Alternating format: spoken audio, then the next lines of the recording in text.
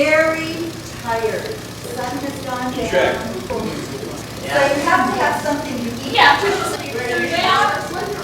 Sandwiches. You're about to get to Paris. But wait a minute. Your engine sputters. Oh my gosh, one of your engines died. Oh my gosh, you panic. Look at your controls. See what you can do. Flip that switch and change the gas tank to the full one. Flip that switch. Flip that switch. Yeah. Woo. Now hubs along. Can I hear the hub? Yeah. Woo.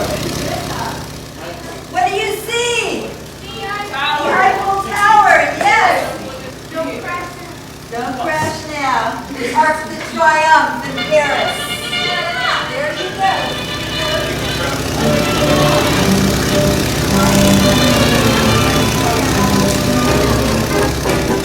What draws me to history? Oh, everything. David McCullough talks about trying to plan for the future without a sense of the past is like trying to plant cut flowers.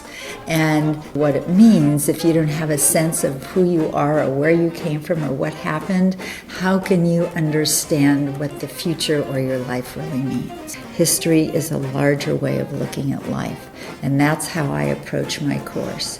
It's completely integrated with all of the disciplines, and it's to help students look at life in many different perspectives, in many different ways, and to understand that history is their life. And their understanding of history will really set them on a path of being able to navigate their life.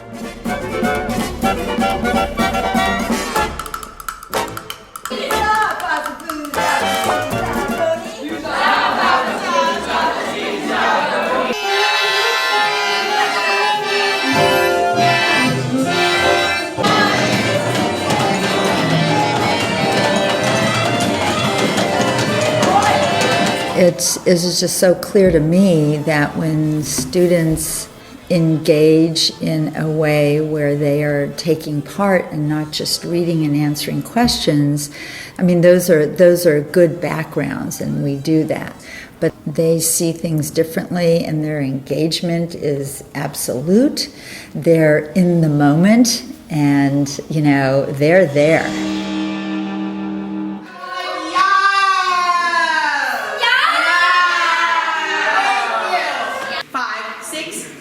8. When they let I come in during their twilight 20s, where Marlene has them each study real life person from that era.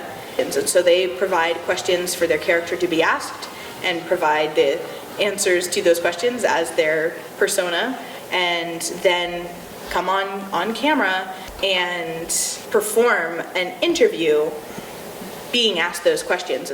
So this is our first day of the Twilight 20s. Today our hosts are Cliff and Mason, and Tiana is Billie Holiday. She's our first guest. You guys ready? Find a pose. Don't move.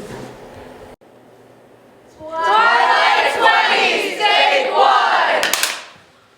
That was so good. Welcome to the Twilight 20s. Today we're going back to the Roaring 20s, the Jazz Age. A time of flappers, sheiks, shebas, gangsters, and the speakeasies. A time of great political and social change. How come you always wear a flower in your hair? When I started performing, I started wearing a white gardenia in my hair, but it actually happened by accident. Our next guest is as unique as they come. The master escape artist, Harry Houdini. What inspired you to pursue a career in magic and escape art? I'd always had an interest in magic. My tricks kept getting better and better and eventually turned into escapes. About at the age of 9, I saw my first circus, and this really inspired me. But after that, I started my first circus with my friend. Our next guest is Coco Chanel. How did you feel about being in an orphanage? I felt a little abandoned, but after a while the nuns that were taking care of me taught me how to sew, and that led to a lot later in life. Malcolm is wearing our little bit more fancy black dress. Perfect for a night out.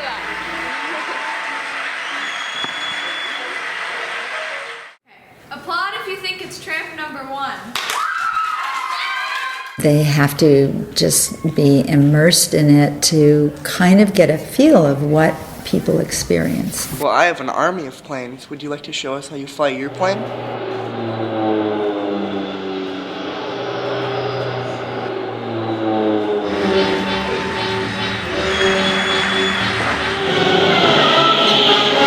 And then, of course, Marlene loves throwing in a theatrical twang to it. So we're already acting, and then every time she uses the clapboard of like, take 7. Twilight 20s. Take 6. She'll have them come out in stormtrooper masks and do the Charleston as stormtroopers. And it doesn't make sense, but it's fun, and it makes history fun.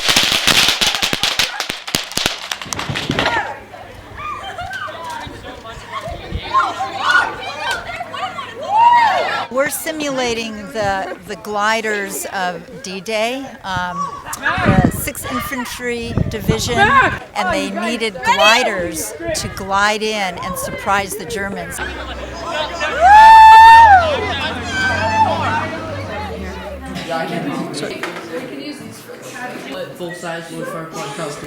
So what's the theory behind your structure? Triangles are the sturdiest shape. And my major goals are to engage and inspire the students and create a sense of curiosity and inquiry. And what this does is this helps to establish a dynamic learning experience. When students are curious about something, they want to explore further. And that creates a sense of independent learning and independent thinking, because they say, oh, this is interesting, I'm going to look into this. And so the ultimate goal is to create these independent learners. How better can you be educated in history than by doing it? It's so fun. It makes you really feel like you know how it was. You're all participating in a time, but you become that time in history. You become those characters, and you'll never forget it. One word to describe your history experience. Exuberant. Motivating. Engaging. Hands-on. But exciting. Explosive. W, baby. Energetic. I think my favorite part of history hasn't just been like one project, but how in every single unit we've done and every single thing we've learned about, she finds a way to make it alive and really fun. One of my favorite assignments was did like this murder mystery about Al Capone. And it was like hands-on and engaging, so it made you like pick up and learn the material much better, and it was really fun. I was like clueless about the stock market and like what even it meant. But then like after doing that project, like I completely realized how to handle my money like in that situation, and it felt like I was actually participating in the stock market. With Sing Sing Sing, it really teaches us about like how the swing kids were such a role model for everyone else by defying the Nazis and doing things for their own freedom. Yeah, and I love how like learning about that, we're not just like reading from a textbook or anything, we're actually getting to dance, put on a production, and like be creative in our learning.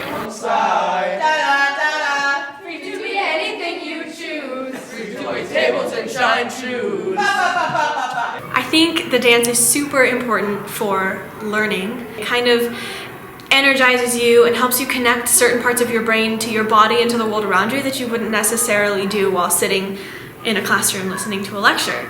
And dancing is just fun, and it shows the kids that they're allowed to have fun and they're allowed to play and they're allowed to be vulnerable.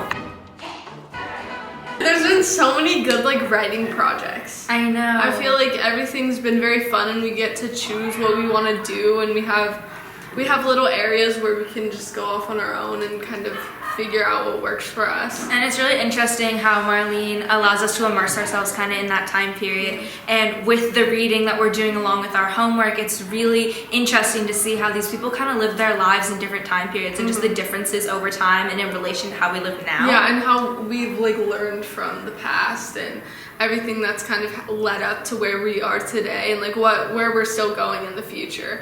And also we gotta have a lot of fun in this class. Yeah, for like, sure. We're dancing. It's just a great class.